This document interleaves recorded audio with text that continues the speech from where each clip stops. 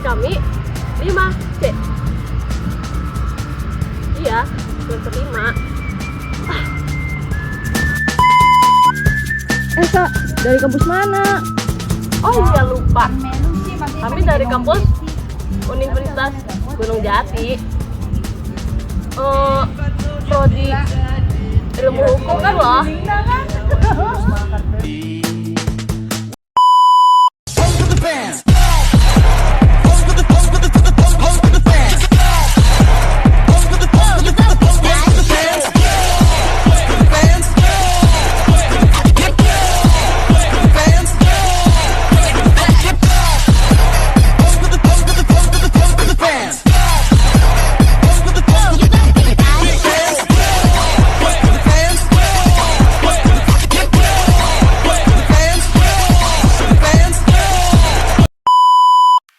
Standby, kamera ready, sound ready, 3, 2, 1, action.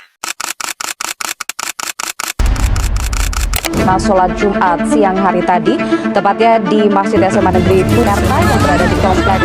Inilah ancaman layar Hari Jumat 7 November 2020 juga berasal dari pembangkitan siswa aktif di sekolah tersebut.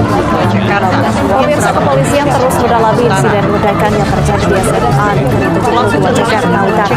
Pemirsa, kepolisian terus mendalami insiden ledakan yang terjadi di SMA Negeri 72 Jakarta Utara. Menurut Polda Metro Jaya,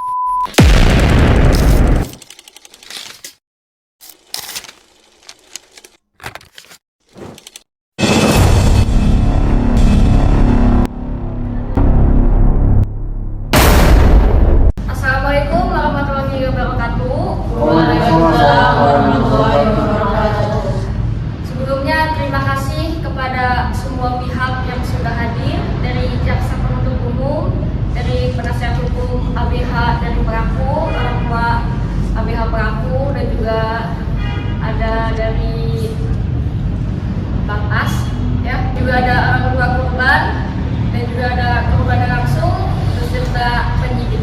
Kenalkan diri, saya Hakim Sepia Trinoviani dari Pengadilan Negeri Cirebon sebagai fasilitator proses diversi.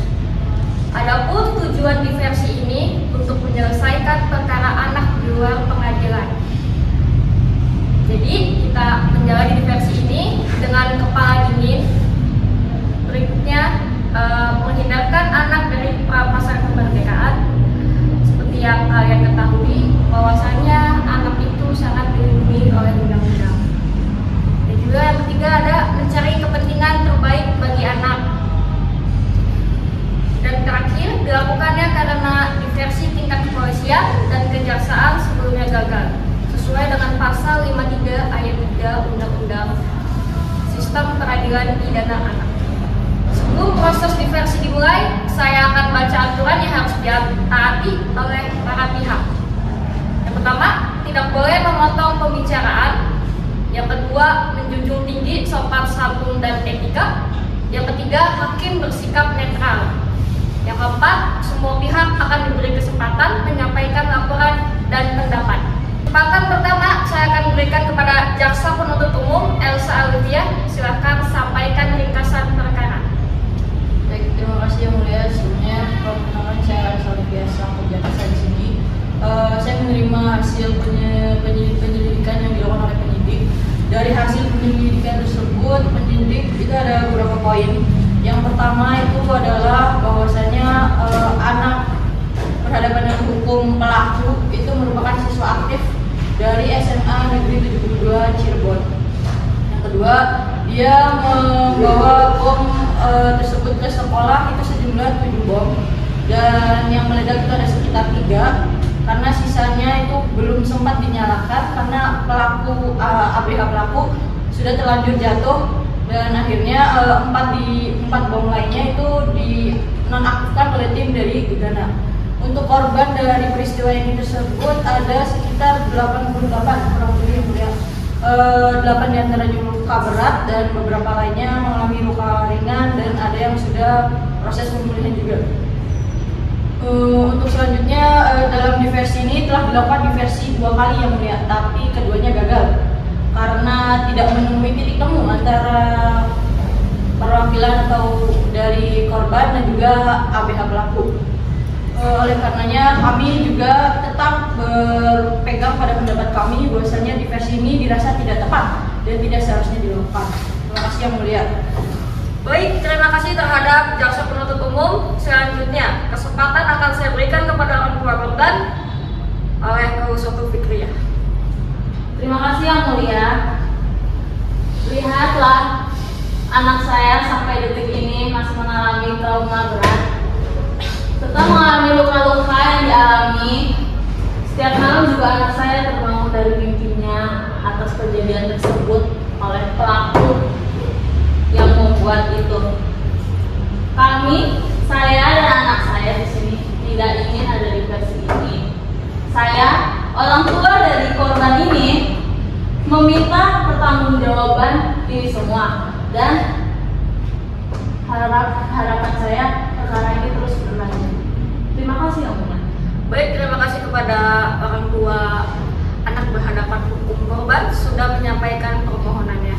Selanjutnya kepada orang tua atau penasihat hukum langsung dari anak berhadapan hukum oleh. Baik Yang Mulia, sebelumnya saya mengucapkan terima kasih kepada Hakim Pengadilan Negeri selaku posisi legislator dalam musyawarah ini. Selanjutnya saya mengucapkan terima kasih kepada PK Bapak Lapas Kelas 1 Cirebon serta kepada jaksa, penyidik dan orang tua dari ABH korban. Perkenalkan, nama saya Insima Nurul Fadila selaku penasihat hukum ABH pelaku yaitu Raihan Sugiarji. Di sini saya akan menyampaikan permohonan maaf kepada Ananda Pria Hafila. Kami menyesali adanya kejadian ini yang mengakibatkan Ananda Pria Hafila dilarikan ke rumah sakit karena mengalami luka berat. Namun, seperti yang kita tahu, perkara ini dilakukan oleh seorang anak yang masih kecil dan mengalami gangguan emosi serta tekanan lingkungan.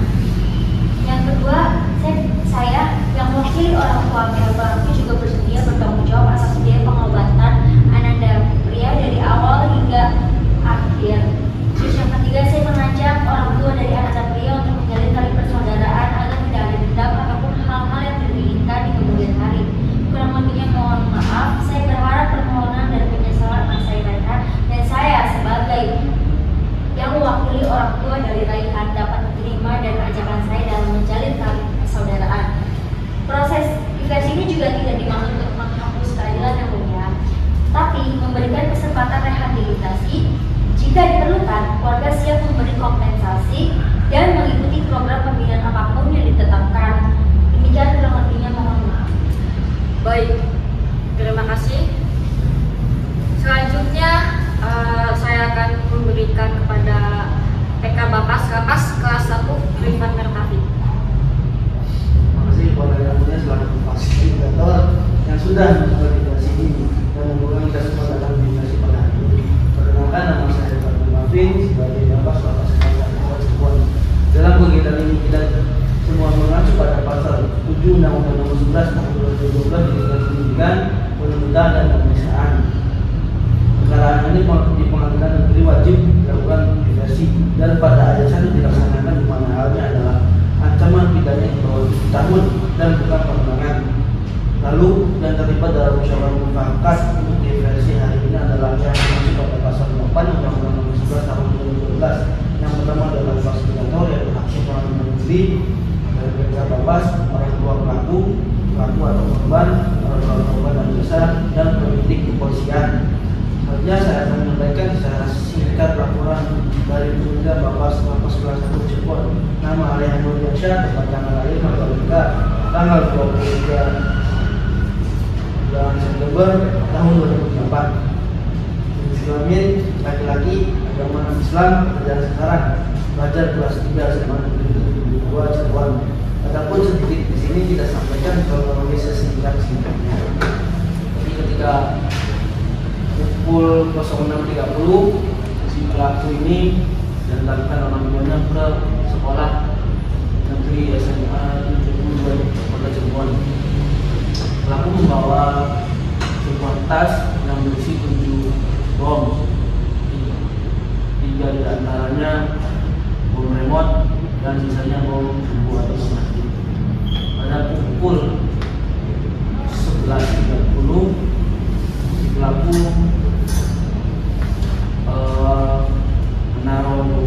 di beberapa titik, yaitu di masjid, di tong sampah dan di taman. Di masjid sendiri ada sebuah bom remote, yaitu 3 bijian. Lalu setelah sholat zuhur atau pukul 12.30 itu terjadilah ledakan di masjid karena bom remote itu sendiri sudah diaktifkan oleh pelaku. Kemudian setelah pengeboman tersebut, si pelaku itu lari ke atas genteng, tapi si pelaku jatuh dan ditangkap oleh kepolisian. Mungkin itu kemudian. Baik, terima kasih sebelumnya pada Bapak Rifat dan Rafin selaku Bapak Selapas kelas 1 Cirebon yang sudah menjelaskan mengenai kronologi laporan hasil penelitiannya dan pendapatnya dalam menyelesaikan diversi ini. Baik, selanjutnya saya memahami keberatan keluarga korban, tetapi saya akan meminta secara terakhir, apakah ada ruang kompromi, kompensasi, restorasi, atau program pengawasan ketat yang dapat disepakati dalam proses diversi hari ini? Tidak ada yang mulia. Saya tetap pada pendirian saya.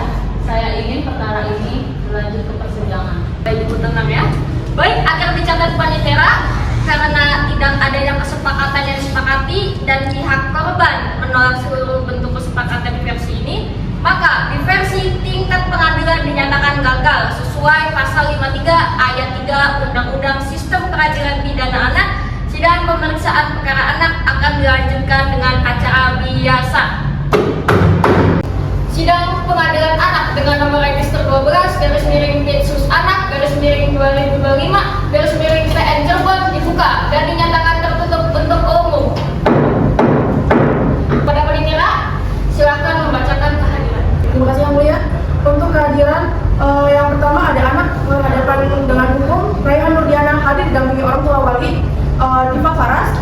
Lalu ada jaksa penuntut umum Kejaksaan Negeri Cirebon hadir, Elsa Alivia SHMH. Penasihat hukum Insima Nur Fadilah SHMH. Petugas Bapak Rifat Mermafin. Saudara Rehan, silakan. Bagaimana Saudara Rehan? Apakah sehat? Alhamdulillah sehat. Baik, saya ingin memeriksa identitas Anda terlebih dahulu. Nama lengkap Raihan Nurdiana, umur 17 tahun, tempat terlahir Majalengka, 23 September 2004, jenis kelamin laki-laki, keluarga negaraan Indonesia, tempat tinggal Desa Sinarjati, Buakpelu, RT 2 RW 3, Kecamatan Gamuan, Kabupaten Majalengka, agama Islam, pekerjaan pelajar, pendidikan sekolah menengah atas. Apakah benar? Selanjutnya kepada perwakilan dari Bapas, silakan disampaikan secara lengkap. Baik, terima kasih Yang Mulia. Menurut hasil penelitian Bapas Lapas kelas 1 Cirebon ditemukan bahwa pihak korban merasa dirugikan atas kejadian tersebut yang menimbulkan dampak serius dan kerugian yang diterima oleh pihak korban akibat tindakan pihak pelaku. Maka orang tua korban melaporkan kejadian tersebut ke Polresta Cirebon dan kejadian tersebut ditindaklanjuti oleh penyidik. Lalu kami mendapatkan surat permintaan pertimbangan ataupun diversi dari Polresta Cirebon. Adapun rangkuman dari pos tersebut adalah Rehan mengakui perbuatannya dan juga mengakui semua yang dilakukan adalah benar yang dituduhkan kepadanya. Berdasarkan litmas atau penelitian kemasyarakatan, saya menemukan bahwa anak ini kesepian, tidak punya mekanisme dukungan emosional yang hebat, dan terpapar konten kekerasan secara intens di internet. Saya merekomendasikan diversi dengan komponen konseling psikologis jangka panjang, pembinaan pengendalian emosi, dan pelibatan orang tua dalam proses pemulihan. Orang tua pelaku juga bersedia bertanggung jawab atas yang dilakukan oleh anaknya dan bersedia mengganti biaya kerugian dan pengobatan untuk korban. Mungkin itu aja yang dapat saya sampaikan. Dan mulia atas waktunya saya ucapkan terima kasih. Baik, terima kasih atas laporan yang telah disampaikan. Laporan tersebut akan menjadi bahan pertimbangan majelis dalam memeriksa perkara ini. Karena diversi tingkat akhir gagal, maka sidang dilanjut. Baik, setelah mendengar laporan dari Bapas, apakah Saudara Rehan dan penasihat hukum telah menerima dan mengetahui surat dakwaan dari jaksa penuntut umum? Iya, Yang Mulia. Baik, tahap berikutnya adalah pembacaan dakwaan. Kepada jaksa penuntut umum dipersilakan membaca surat dakwaan.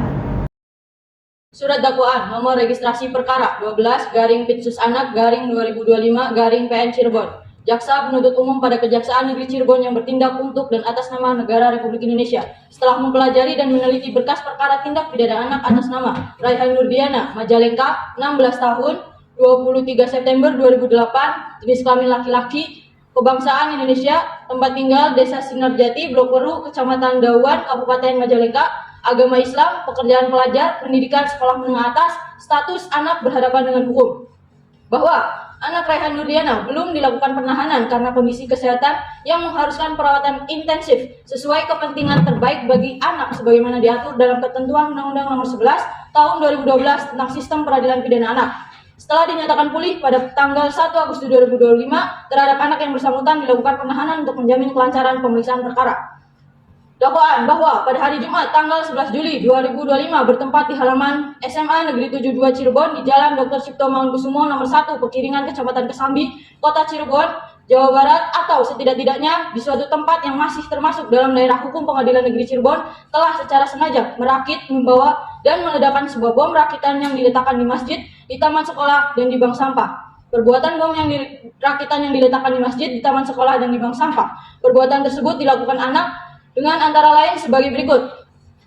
Pada hari kejadian sekitar pukul 6:28 waktu Indonesia Barat, anak berhadapan dengan hukum memasuki gerbang sekolah SMA N 72 Cirebon menggunakan seragam sekolah dengan menggendong tas punggung warna merah dan menenteng tas biru pada tangan kirinya serta memakai sepatu hitam dan berjalan melintasi lorong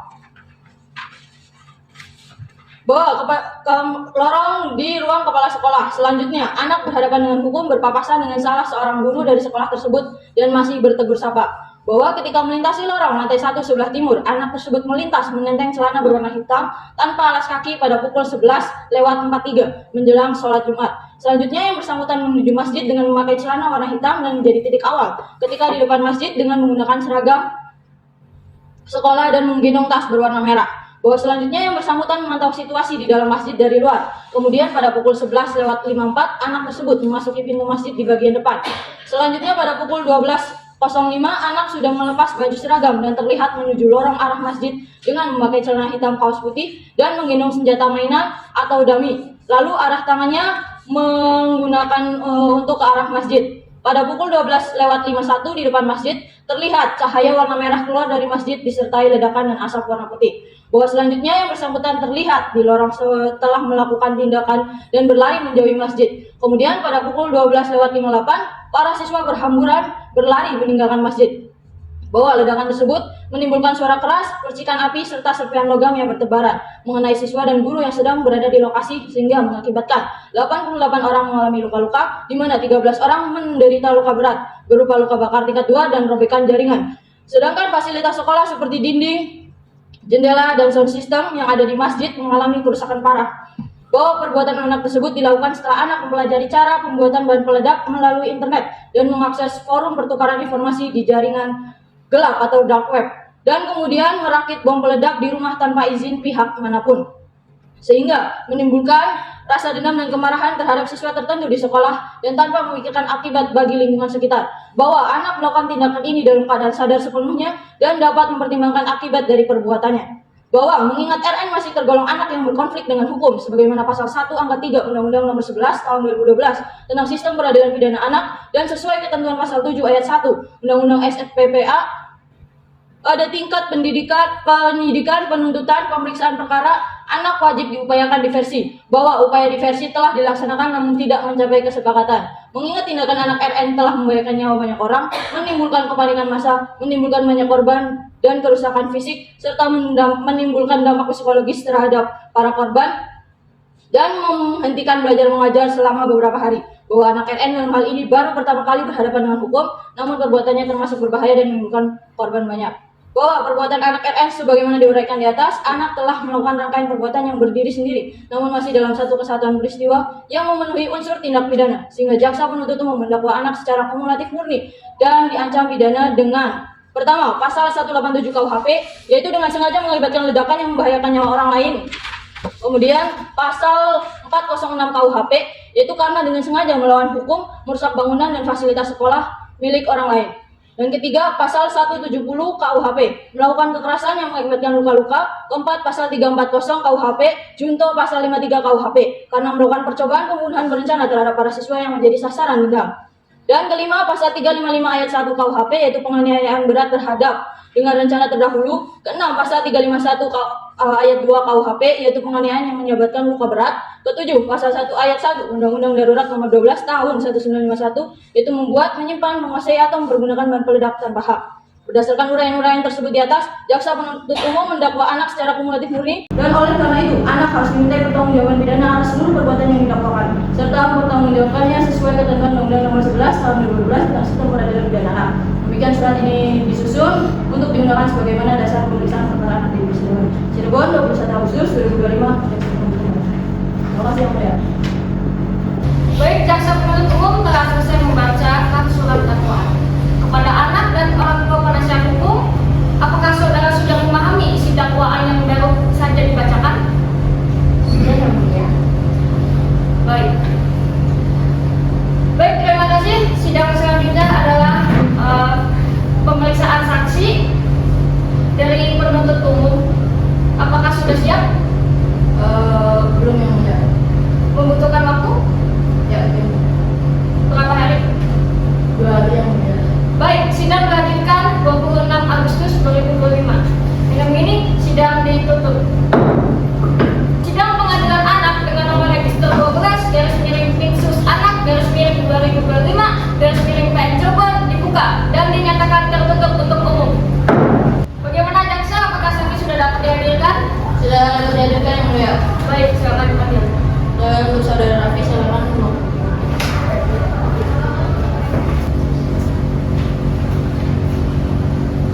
Bismillahirrahmanirrahim. Demi Allah, saya bersumpah bahwa saya akan memberikan keterangan yang sebenarnya, tidak lain dari yang paling sebenarnya. Baik, silakan duduk kembali.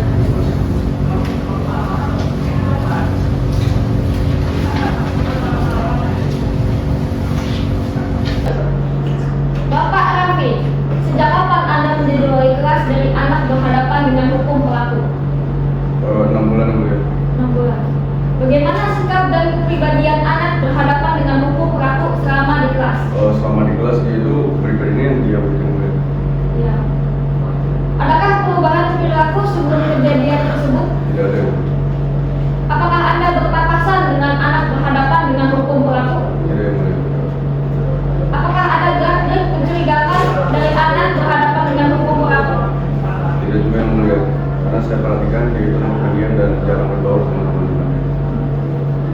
Bagaimana kondisi Anda setelah kejadian tersebut?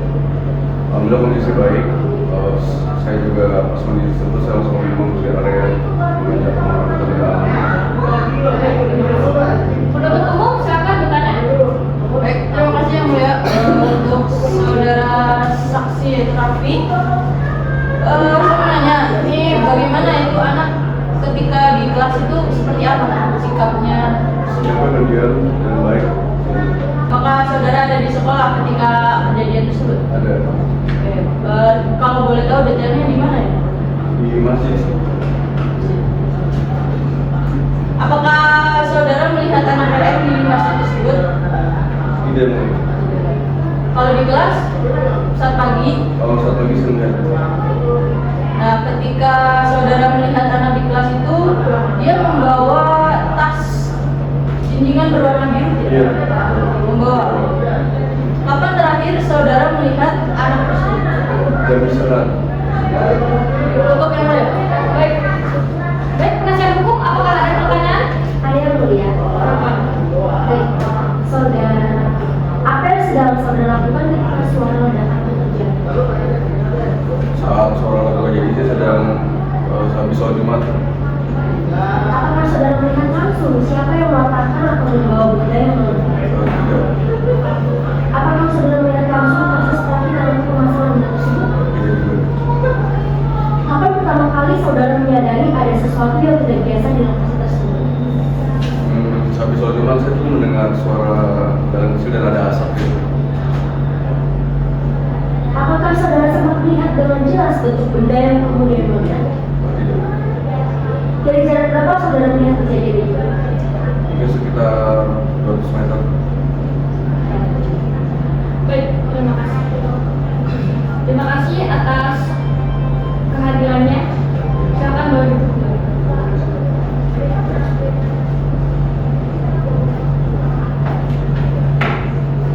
Penuntut umum, apakah ada saksi lagi yang ingin dihadirkan?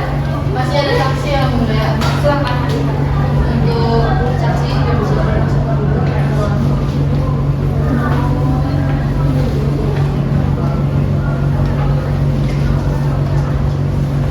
Saya ingin memeriksa identitas Anda terlebih dahulu.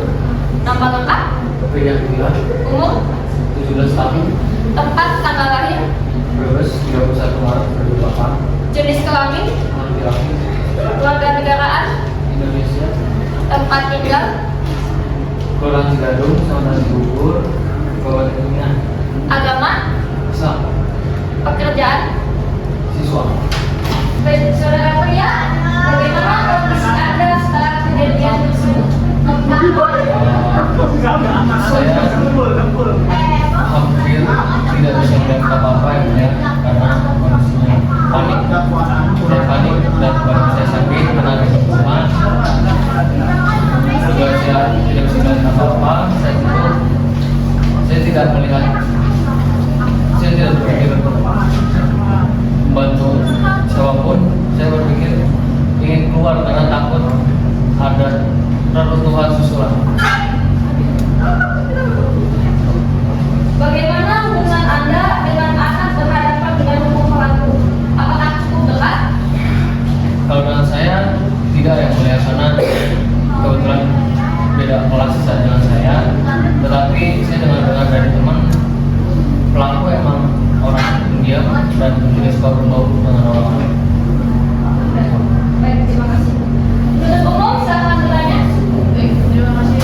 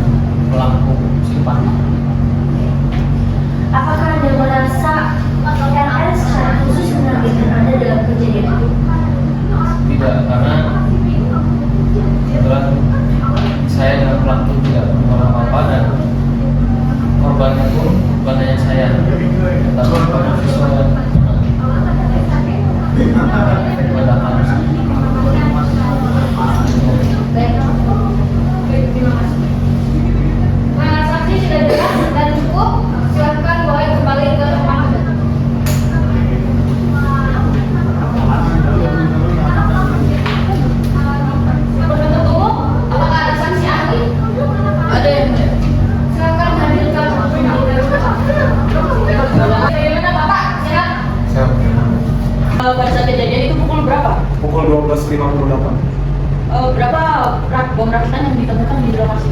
Bom rakitan yang ditemukan itu ada sekitar 7 bom. Di TKP 1, bom sudah meledak dengan aktivasi receiver yang dikendalikan oleh renat kontrol. Yang renat itu ditemukan di kamar baca. Di TKP 2, 2 bom sumbu bakar dengan casing pipa. Kondisi sudah meledak, namun tidak sempurna. Hanya tutupnya saja yang hancur. Terduga ada bagian tubuhnya yang terluka di sana. Kemudian 2 bom sumbu bakar dan casing pipa logam 3/4 kondisi masih aktif, dan 1 buah bom sumbu bakar dengan casing kamar protokol kondisi masih aktif. Jadi dari 7 bom, 4 yang meledak dan 3 yang masih aktif. Jadi 4 yang meledak dari 7. Oke, untuk bom rakitan sendiri itu bahan-bahannya itu dapat diakses oleh masyarakat umum, diizinkan atau tidak? Dapat. Bisa. Baik, dari hasil penyidikan yang dilakukan oleh penyidik, apa motif sebenarnya yang dilakukan oleh anak RM? Motif yang sebenarnya dilakukan oleh terduga pelaku itu karena bullying. Iya. Berarti ada indikasi bullying? Ada indikasi bullying pada terduga pelaku.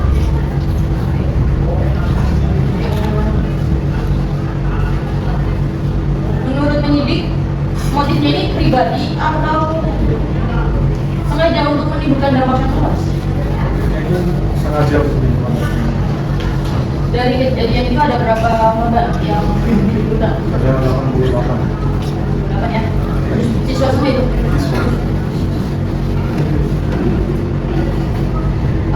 Mungkin dari yang telah dipenyelidikan oleh penyidik, apa saja yang ditemukan di lapangan? Yang ditemukan di lapangan itu ada 2 kawah peledak, ada paku, potongan gas, switching rocker 2 kawah peledak diduga emang dari 2 bom, lalu electric mesh berfungsi sebagai inisiator, papan USB, baterai A4 dengan daya 1,5 volt itu ada 6 buah, yang berarti dayanya 6 volt. Lalu receiver itu sudah terbongkar menjadi serpihan dengan daya 6 volt sama dengan baterai yang digunakan ada 6 volt. Lalu barang bukti bahan peledak yang ditemukan itu ada 1 flotation forat yang digunakan terduga. Serpihan plastik itu bentuknya sama kayak jaringan plastik 1 liter. Kemudian ada paku baja dan paku set yang ada payungnya. Dari beberapa barang bukti yang ditemukan terdapat power 4 buah baterai A4, kemudian electric mesh yang ditemukan. Casingnya itu dari jen plastik 1 liter. Jadi dapat disimpulkan bahwa rangkaian bom aktif dengan menggunakan remote antara power dan receiver. Menurut saudara, anak ini sudah diselidiki mengetahui cara merakit bomnya itu dari mana? Itu setelah diselidiki, terduga pelaku melakukan itu dia ada akses dari dari laptop. Tadi di laptopnya ya? Iya, setelah TKP diamankan kan dan dinyatakan steril oleh tim gegana, lalu pusat laboratorium tim forensik melakukan olah TKP. Di TKP 1 itu terdapat residu bahan peledak dalam pot peledak. Kemudian di TKP 2, bahan yang didapat dari bom yang belum meledak dianalisa laboratorium forensik mendapatkan hasil bahan peledak yang memiliki kekuatan rendah. Kemudian selanjutnya dilakukan olah TKP di rumah anak yang terduga pelaku yang konflik dengan hukum mendapatkan bahan peledak yang memiliki kekuatan yang rendah, dengan kata lain bahwa yang ada di TKP 1 di dalam masjid ataupun di TKP 2 di samping bank sampah itu ada kesesuaian dengan bahan yang ada di rumah anak yang berkonflik dengan hukum. Cukup yang mulia. Bagaimana para penuntut umum? Apakah sudah cukup semuanya? Izin menambahkan yang mulia. Silakan. Untuk penyidik, apakah ada temuan barang bukti di lapangan? Ada izin yang mulia. Izin menambahkan barang bukti yang mulia. Cukup yang mulia. Oke, cukup. Silakan boleh kembali ke tempat duduk. Sidang lanjutan perkara anak dengan nomor register 12/anak/2025/PN Cirebon dibuka dan dinyatakan terbuka untuk umum. Untuk umum, apakah anak hadir? Iya. Silakan. Penuntut umum, apakah ada saksi ahli lagi? Penuntut umum, apakah ada? Ada yang mulia. Silakan hadirkan untuk memberikan keterangan pada saksi ahli. Silakan. Gimana Ibu, sehat? Alhamdulillah sehat yang mulia. Saya ingin memeriksa identitas Anda terlebih dahulu. Nama lengkap Anda siapa? Bola Soto Fikriah, Umur? 27, Tempat tanggal lahir? Bandung 31 Oktober 1995. Jenis kelamin? Perempuan, Kewarganegaraan? Indonesia. Tempat tinggal? Tempat tinggal dan Braga nomor 99 RT RW 001 Kecamatan Sumber Braga, Kota Bandung.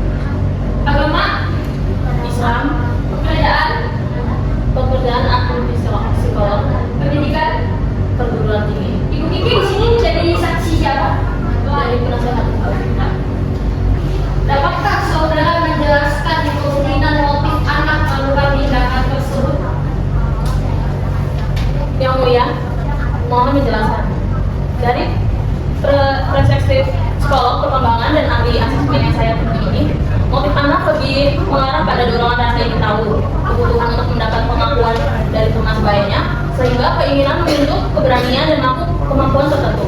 Tidak ditemukan indikasi motif kriminal yang terencana atau bersifat ideologis. Tindakannya ini lebih bersifat eksperimen berbahaya yang didorong oleh kelompok tertentu, impulsivitas dan ketidakmampuan memahami resiko berbahaya dari bahan peledak tersebut. Faktor lingkungan sosial terutama pengaruh teman sebayanya memiliki peran signifikan dalam mendorong anak ini untuk melakukan tindakan tersebut. Penutup buku, silakan bertanya. Terima kasih yang mulia atas kesempatannya untuk saudara Adi. Sudah berapa lama Anda membuka praktek psikolog? Kurang lebih 3 tahunan. 3 tahun setelah lulus. Apakah saudara melakukan asesmen terhadap anak PN? Benar, pemeriksaan ini dilalui melalui observasi klinik, wawancara mendalam, dan tes psikologi. Setelah melakukan asesmen tersebut, apa temuan saudara pada anak PN? Yang saya temui itu terdapat tekanan psikologis berat akibat perundungan intens selama lebih dari 1 tahunan, memunculkan rasa terancam, marah berkepanjangan, dan pikiran balas dendam. Apakah saudara mengetahui sejak kapan perundungan itu terjadi? Perundungan itu terjadi sekitar 1 tahunan. Apakah anak PN ini memahami konsekuensi dari tindakan yang dia lakukan? Kalau secara kognitif, dia paham melakukan perbuatan tersebut, tetapi secara emosional, dia itu dikendalikan oleh dorongan balas dendam dan rasa yang Dorongan balas dendam ini muncul karena apa? karena adanya kemudian Dia terjadi seperti itu. ya. Berarti dari orang tua sendiri apakah mengetahui? Kalau dari orang tua itu tidak mengetahui kalau anaknya itu begitu, tapi ada faktor dari keluarga. Jadi asesmen ini dilakukan setelah kejadian atau jauh sebelum kejadian, anak sudah melakukan asesmen psikolog terhadap saudara. Setelah kejadian. Baru ya, baru. Cukup ya sudah. Baik, apakah jawabannya? Ada yang mulia. Saudara ahli, dapatkah saudara ahli menjelaskan kondisi psikologis anak berdasarkan pemeriksaan yang sudah dilakukan? Kalau dari berdasarkan asesmen psikologi yang saya lakukan itu melakukan wawancara klinis, observasi perilaku, serta penggunaan alat tes psikologi yang sesuai. Kondisi psikologis anak menunjukkan adanya ketidakstabilan emosi, rasa ingin tahu yang tinggi namun tidak diimbangi pertimbangan resiko, serta kecenderungan mudah terpengaruhi oleh lingkungan sosialnya. Anak ini belum memiliki kematangan dalam pengendalian impuls sehingga sering mengambil tindakan tanpa mempertimbangkan konsekuensi dari hal tersebut. Pemeriksaan ini juga ditemukan adanya tanda-tanda tekanan emosional tingkat ringan hingga sedang. Anak menunjukkan indikasi rasa kesepian, kebutuhan akan pengakuan dari teman sebayanya, serta perasaan kurang mendapat perhatian emosional. Berdasarkan hasil asesmen psikologi, apakah terdapat pola pengabaian emosional, kurang komunikasi, atau faktor psikososial seperti faktor keluarga, pergaulan, dan lingkungan sekolah memiliki kontribusi terhadap tindakan anak? Terdapat indikasi pola pengabaian emosional atau emosional yang bersifat ringan hingga modern. Anak ini merasa kurang mendapatkan komunikasi yang terbuka, kurang pendampingan, serta minim kesepakatan untuk mengekspresikan kebutuhan emosionalnya. Hal ini berpotensi memicu anak mencari perhatian dari lingkungan luar, termasuk teman sebayanya, yang pada akhirnya memengaruhi rentanan perilaku dalam kasus ini. Faktor lingkungan juga berkontribusi yang signifikan. Lingkungan keluarga yang kurang memberikan dukungan emosional, pergaulan dengan teman sebayanya yang memberikan dorongan atau tantangan tersebut, serta lingkungan sekolah yang tidak sepenuhnya mampu mengidentifikasikan perubahan perilaku anak. Semuanya berperan dalam pola perilaku anak, berpengaruh teman sebayanya tampak sangat dominan dalam keputusan anak untuk terlibat dalam perakitan bahan peledak tersebut. Baik, terima kasih saudara. Sudah cukup? Baik, kita akan sudah selesai. Panitia, tolong panggil kembali anak untuk masuk ke ruang sidang. Baik yang mulia.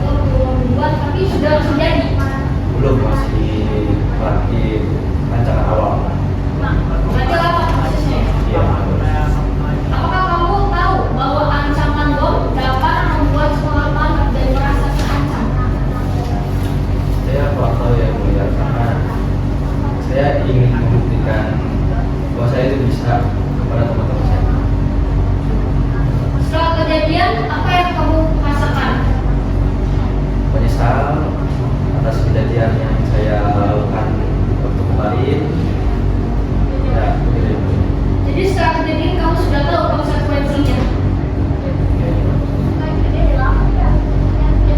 Baik, terima kasih anak. Sidang selanjutnya adalah pembacaan surat tuntutan dari penuntut umum. Bagaimana? Apakah sudah siap? Belum yang mulia. Baik, dengan demikian sidang ditunda 14 hari dan akan dibuka kembali pada Kamis 11 September 2025. Anak tidak ditahan, tapi penuntut umum harus menghadirkan anak pada persidangan selanjutnya. Dengan ini sidang ditutup. Sidang lanjutkan perkara anak dengan nomor register 12/anak/2025/PM Cirebon dibuka dan dinyatakan tertutup untuk umum. Bagaimana penuntut umum? Sudah bisa dibacakan surat tuntutannya? Sudah bisa yang mulia. Silakan. Untuk keadilan, surat tuntutan nomor registrasi perkara 12/Kitsus-Anak/2025/PN Cirebon. Selanjutnya fakta-fakta di persidangan selanjutnya yang telah dibacakan. Jaksa penuntut umum pada Kejaksaan Negeri Cirebon dengan memperhatikan hasil pemeriksaan sidang dalam perkara anak atas nama Rehan Indiana Majalengka, umur 16 tahun, tanggal lahir 23 September 2008, jenis kelamin laki-laki, kewarganegaraan Indonesia, tempat tinggal Desa Sinarjati, Blok Moru, Kecamatan Dawan, Kabupaten Majalengka, agama Islam, pekerjaan pelajar, pendidikan sekolah menengah atas, status anak hadapan dengan hukum. Berdasarkan surat penetapan Hakim Pengadilan Negeri Cirebon 12/Kitsus-Anak/2025/PN Cirebon tanggal 21 Agustus 2025, jaksa penuntut umum setelah mengikuti persidangan dari awal hingga akhir dengan ini mengajukan tuntutan pidana sebagai berikut. Menurut 1. Fakta-fakta yang terungkap. Fakta-fakta yang terungkap dalam persidangan pemeriksaan di persidangan secara berturut-turut berupa keterangan saksi-saksi, keterangan anak, surat, pertunjukan dan barang bukti sebagai berikut. Keterangan saksi-saksi. Saksi Raffi Atala di persidangan di bawah sumpah menerangkan sebagai berikut. Pertama, menyatakan bahwa yang bersangkutan sudah menjadi wali kelas dari anak tersebut selama kurun waktu 6 bulan. Bahwa menurut yang bersangkutan selama menjadi wali kelas anak memiliki sikap yang baik di kelas namun cenderung pendiam dan sering menyendiri. Bahwa selanjutnya kejadian ledakan perilaku anak NN cenderung seperti biasa, yaitu pendiam, menyendiri dan tidak bersosialisasi. Bahwa benar anak NN membawa tas punggung berwarna merah dan tas tentengan berwarna biru. Bahwa benar anak NN sempat berpapasan dengan salah seorang guru di sekolah tersebut dan saling berdebat. Saksi kedua, saksi korban itu pria laki-laki. Di persidangan di bawah sumpah menerangkan sebagai berikut. Pertama, menyatakan bahwa setelah mengalami peristiwa ledakan yang terjadi di area Masjid SD 2 Cirebon, yang bersangkutan sempat tidak sadarkan diri dan disusul dengan kondisi fisik yaitu tidak dapat berdiri normal seperti biasanya. Bahwa akibat dari peristiwa tersebut yang bersangkutan mengalami luka berat di sekujur tubuh karena terkena reruntuhan barang yang ada di sekitar lokasi tersebut. Kemudian, ketika kejadian anak yang bersangkutan mengalami kepanikan sehingga meskipun dengan keadaan luka-luka, anak berusaha mencari jalan keluar dari ruangan yang dikasih. Bahwa saksi yang bersangkutan tidak pernah mengenal satu sama lain, bukan teman sekolah dengan RN. Bahwa menurut yang bersangkutan, korban hanya mendengar dari teman-teman sekitarnya yang mengatakan bahwa anak RN merupakan seseorang yang dikenal pendiam dan dengan bergaul. Bahwa sebelum ledakan terjadi, yang bersangkutan sedang melaksanakan ibadah sholat Jumat dan situasi berjalan normal seperti biasanya, dan korban tidak merasakan kecurigaan terhadap situasi yang ada. Bahwa yang bersangkutan tidak pernah berpapasan dan tidak pernah melihat sama sekali anak NN di dalam masjid ketika sebelum peristiwa ledakan terjadi. Dua, keterangan saksi ahli, itu psikolog, yang diwakilkan oleh Profesor Fitriah di persidangan di bawah sumpah yang menerangkan sebagai berikut. Bahwa menurut saudari ahli, berdasarkan asesmen psikologi yang ahli lakukan, kondisi psikolog anak menunjukkan adanya tidak stabilan emosi, rasa ingin tahu yang tinggi, namun tidak diimbangi pertimbangan resiko, serta kecenderungan lebih terpengaruh oleh lingkungan sosialnya. Bahwa anak belum memiliki kematangan dalam mengendalikan impulsif, sehingga sering mengambil tindakan tanpa mempertimbangkan konsekuensi lebih jauh. Bahwa kemudian menurut ahli, dari hasil pemeriksaan ditemukan adanya tanda-tanda tekanan emosional ringan hingga sedang. Bahwa menurut saudari ahli, kondisi psikologis anak sangat mempengaruhi kemampuan anak dalam mengambil keputusan. Hal ini berdampak pada ketidakmampuan anak membuat keputusan secara matang. Bahwa berdasarkan keterangan saksi ahli, terdapat indikasi pola pengabaian emosional atau emotional neglect yang bersifat ringan, hingga moderat yang berpotensi memicu anak mencari perhatian dari lingkungan luar, termasuk teman sebaya, yang pada akhirnya mempengaruhi rentetan perilaku dalam kasus ini.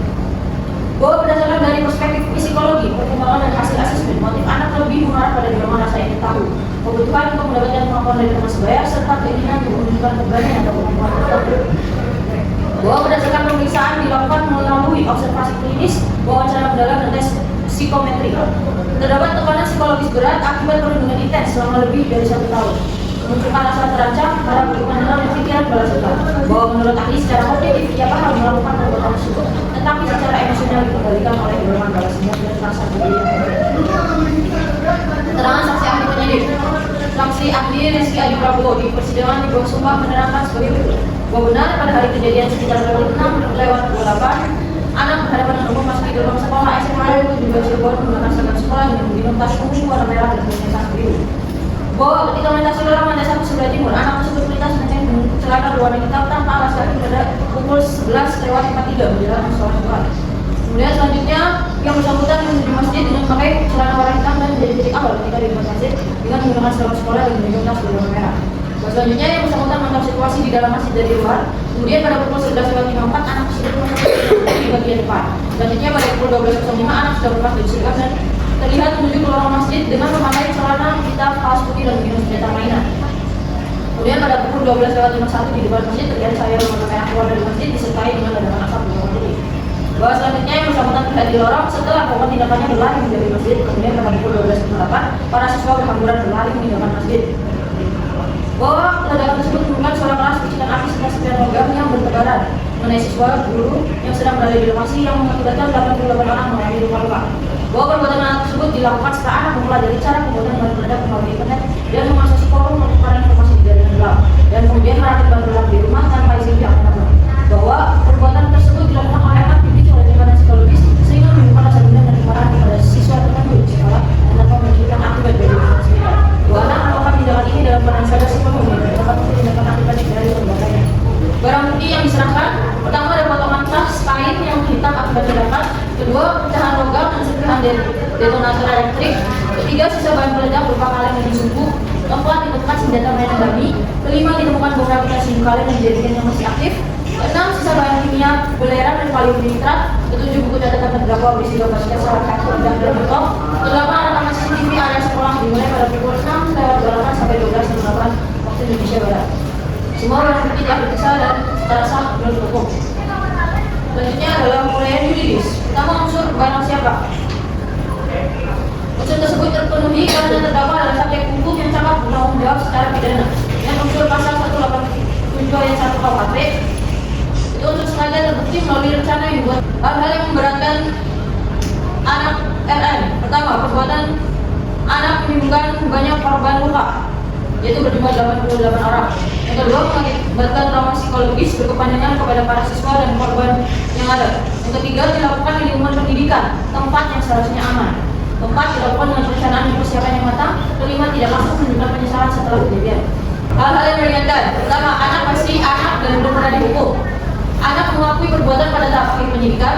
Orang tua anak bersedia memberikan pengawasan dan pendampingan program rehabilitasi.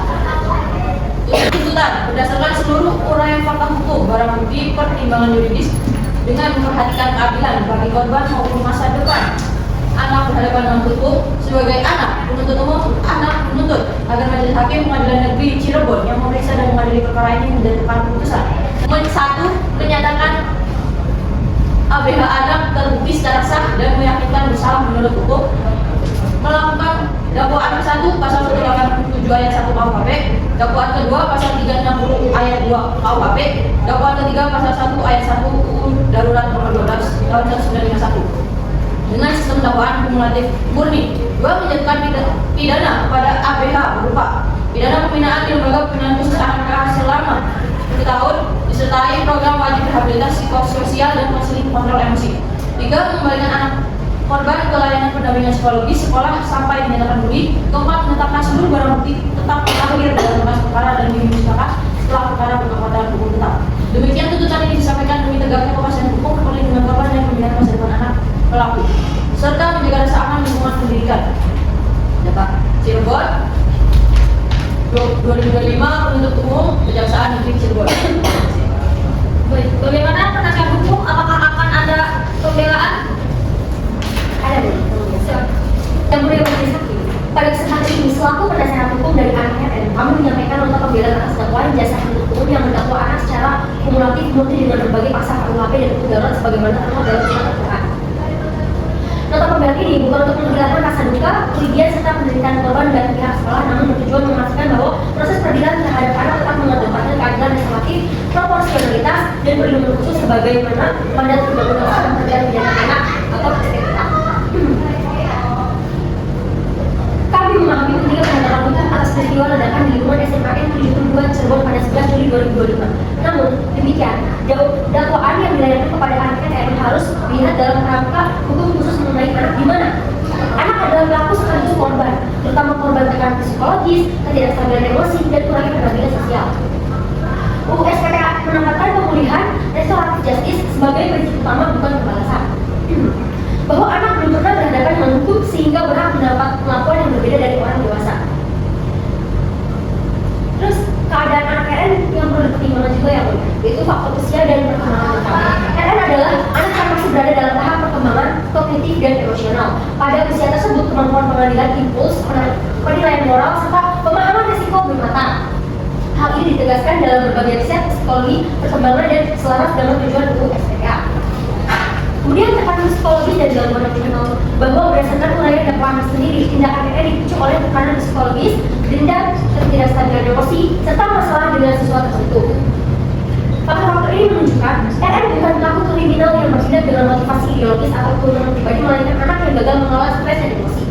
Perlu pemeriksaan psikologis atau psikiater lebih mendalam untuk memastikan sejauh mana prinsip itu memenuhi pertanggungjawaban pidana. Minimnya dan membunuh yang konsisten dan terencana. Walaupun jaksa mendakwa pasal 340 JO 53 KUHP atas percobaan pembunuhan berencana, kami berpandangan bahwa tidak ditemukan bukti kuat adanya perencanaan matang, interval waktu, serta ketenangan batin yang merupakan unsur emosional pembunuhan berencana. Tindakan RN lebih merupakan bentuk ledakan emosional dan bukan deliberate.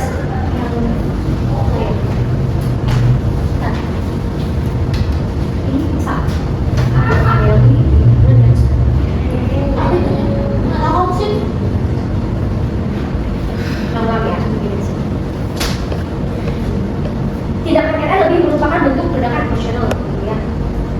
Dengan demikian, tindakan RN lebih merupakan bentuk ledakan emosional yang mudah. Dengan demikian, unsur pasal 340 KUHP tidak terpenuhi. Anak juga merupakan pelaku baru, yaitu first offender. RN belum pernah melakukan tindak pidana sehingga prinsip pemidanaan anak harus mempertimbangkan kesempatan pemulihan dan pencegahan pengulangan.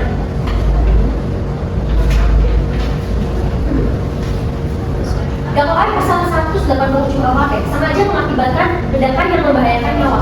Kami tidak menyangkal adanya ledakan, namun mengenai unsur dengan sengaja membahayakan nyawa orang lain harus ditafsirkan hati-hati.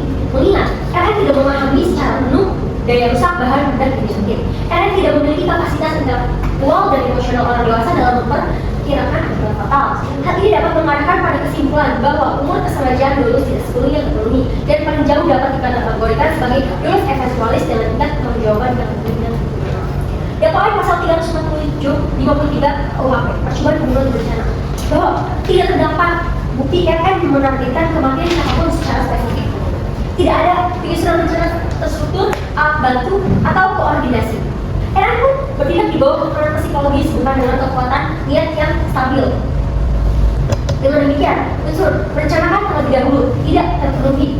Kemudian, dakwaan pasal 355 dan 351 KUHP, penganiayaan berat dan luka berat. Fakta bahwa ledakan menyebabkan luka berat tidak dapat dibantah, namun jenis pasal harus dibedakan antara luka berat akibat kekerasan langsung, penganiayaan, dengan luka berat akibat perbuatan berbahaya yang tidak dirasakan secara personal, sebagaimana dalam perkara ini.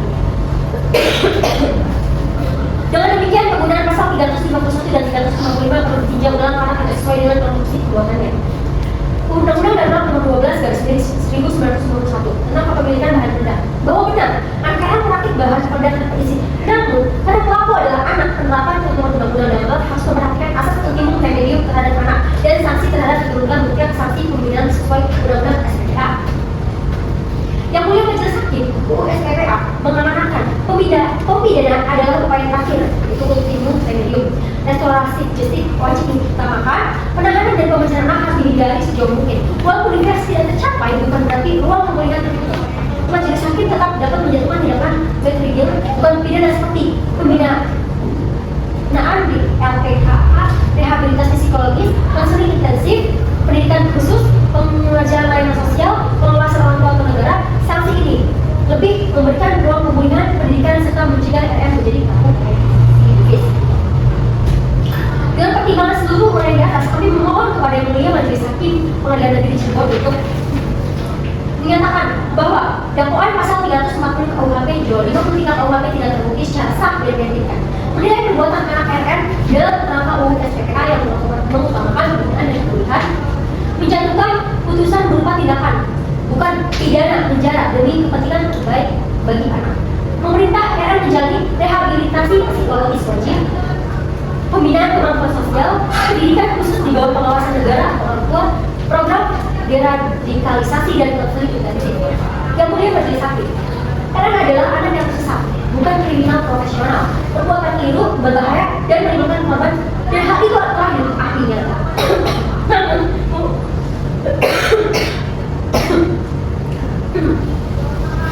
Namun, menghukum anak seperti orang dewasa tidak akan memperbaiki siapapun. Kami memohon agar Yang Mulia mempertimbangkan masa depan anak RM, memberikan putusan yang adil, manusiawi, dan sejalan dengan mandat undang-undang SPPA, melindungi anak sambil tetap memberikan kepastian hukum bagi semua pihak. Demikian nota pembelaan ini kami ajukan. Atas perhatian Yang Mulia kami ucapkan terima kasih. Selanjutnya saya akan membacakan keputusan, namun saya membutuhkan waktu untuk memikirkannya. Sidang akan ditunda selama 11 hari dan akan dibuka kembali pada Selasa 29 September 2025. Anak tidak ditahan, namun penuntut umum harus menghadirkan anak ke sidang selanjutnya. Dengan ini sidang ditutup. Sidang lanjutan perkara anak dengan nomor register 12-Pitsus-Anak-2025-PN Cirebon dibuka dan dinyatakan terbuka untuk umum. Penuntut umum apakah anak hadir? Silakan.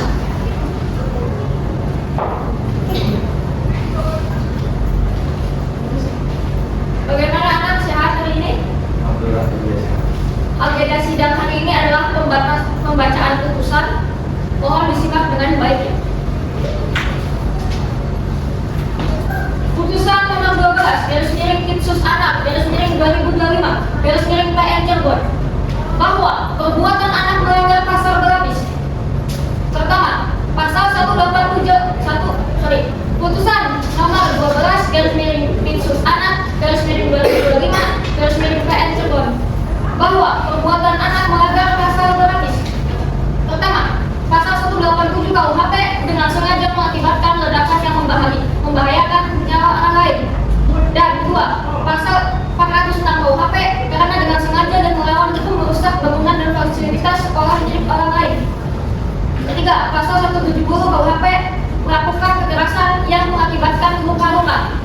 Dan keempat, pasal 340 KUHP junto pasal 53 KUHP karena melakukan percobaan pembunuhan berencana terhadap para siswa yang menjadi sasaran dendam. Direncanakan terlebih dahulu namun tidak mengakibatkan kematian. Dan kelima, pasal 355 ayat 1 KUHP penganiayaan berat dengan rencana terdahulu. Dan keenam, pasal 351 ayat 2 KUHP penganiayaan yang menyebabkan luka berat. Dan ketujuh, pasal 1 ayat 1 Undang-Undang Darurat Nomor 12 Tahun 1951 membuat, menyimpan, dan menguasai atau mempergunakan bahan peledak dan paham. Bahwa anak mengakui perbuatannya telah mengebom SMA Negeri 72 menggunakan bom remote dan sumbu. Menimbang bahwa anak mengakui perbuatannya dan menyesali perbuatannya. Mengadili bahwa anak berhadapan hukum pelaku terbukti melakukan pengeboman pada SMA 72 Cirebon pada pasal 340 KUHP junto pasal 53 KUHP dan pasal 1 ayat 1 Undang-Undang Darurat Nomor 12 Tahun 1951. 2. Menjatuhkan pidana penjara ke anak selama 10 tahun. 3. Menyatakan barang bukti dirampas oleh tim gegana. Baiklah, dengan demikian sidang peradilan anak nomor register 12-Pitsus-Anak-2025-PN Cirebon ditutup.